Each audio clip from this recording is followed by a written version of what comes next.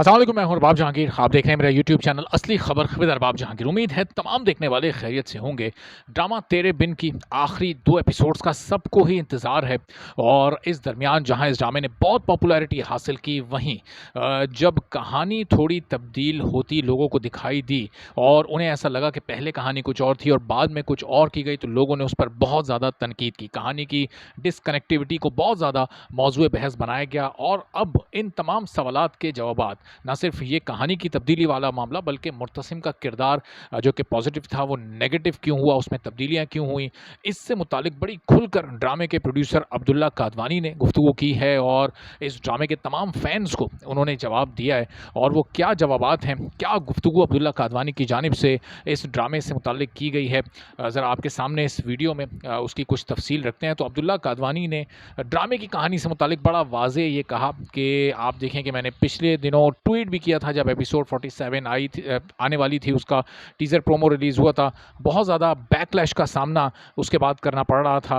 तो मैंने ये कहा था कि अभी आप ड्रामे की अगली एपिसोड्स का इंतज़ार करें, ज़रा आखिर तक थोड़ा-सा रुक जाएँ, फौरी तौर पर कंक्लूजन की तरफ ना जाएँ। तो एक बार फिर उन्होंने कहा कि ड्रामे की कहानी को तब्दील नहीं किया गया, बल्कि जो कहानी थी उसको वैसे ही आगे बढ़ाया गया है और लोग जब आखिर तक ड्रामा देखेंगे तो उनकी अच्छी तरह से ये समझ आ जाएगा कि इस ड्रामे की कहानी कहीं तब्दील नहीं हुई। अब अब्दुल्ला कादवानी की बातों में किस हद तक सदाकत है, ये ज़ाहिर है ये वही जानते हैं या उनका दिल जानता है। चूँकि बज़ाहिर बहुत सारे लोगों को ऐसा लगा था कि जब पब्लिक का रिएक्शन बहुत ज़बरदस्त आया तो एपिसोड 47 के बाद कुछ सीन्स को माइनस किया गया, कहानी में कुछ तब्दीली की गई, कुछ वॉइस ओवर्स ऐड की गई। फिर उन्होंने मुर्तसिम के किरदार से मुताल्लिक कहा कि बहुत ज़्यादा लोगों का रिएक्शन सामने आता है। मुर्तसिम का हमने एक कैरेक्टर लिखा है और वो कैरेक्टर लार्जर देन लाइफ बन चुका है, यानी लोगों में इतनी ज़्यादा उसको पॉजिटिव अप्रिसिएशन मिली कि अब अगर वो कहीं कोई गलती करता है तो हमें फिर हम बहुत मुश्किल में आ जाते हैं, यानी प्रोड्यूसर, राइटर, डायरेक्टर, फिर हमसे बड़े मुख्तलिफ नौइयत के और शदीद नौइयत के सवालात होते हैं और हम पर बड़ी शदीद क्रिटिसिज्म होती है। और अक्सर वो क्रिटिसिज्म सिर्फ वो तनकीद बराए तनकीद होती है, वो तनकीद बराए इस्लाह नहीं होती। यानी उन्होंने कहा कि मुर्तसिम एक कैरेक्टर है, इसको आप एक कैरेक्टर ही समझें।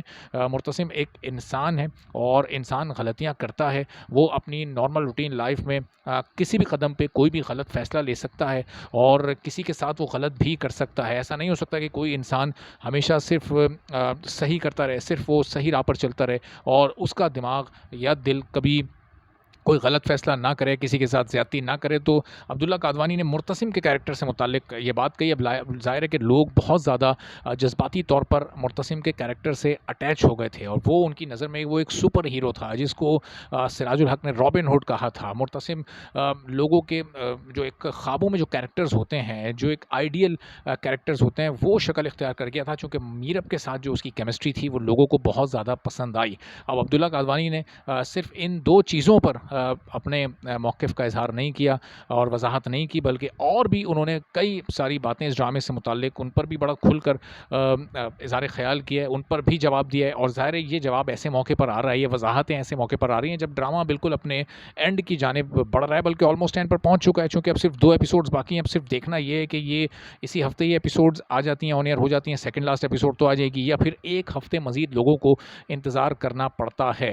अब अगर ये इंतज़ार 1 हफ़्ते और करना पड़ा तो ज़ाहिर है बहुत ज़्यादा लोगों में सस्पेंस होगा, तजस्सुस होगा, लोग और ज़्यादा क्यूरियस हो जाएंगे कि 1 हफ़्ते बाद क्या मीरब और मुर्तसिम मिल पाएंगे या नहीं।